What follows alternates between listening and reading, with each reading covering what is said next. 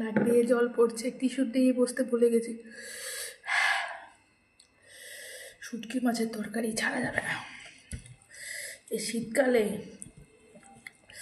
টাটকা মূলো, শিম, নতুন আলু দিয়ে, বেগুন দিয়ে শুটকি মাছের তরকারি খেতে মজা আলাদা।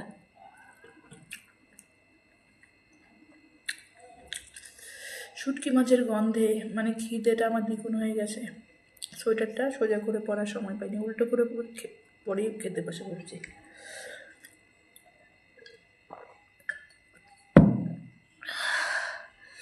ঝালে আমার ঠোঁট ফুলে যাচ্ছে, তাও খেতে হবে।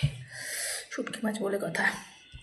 কোথা থেকে এনেছি জানো? সেই জলপাইগুড়ি থেকে নিয়ে এসি, বাড়ি থেকে, যাতে গন্ধ না চড়ায় কৌটোতে ভরে ট্রলি ব্যাগে ভরে নিয়ে এসছি।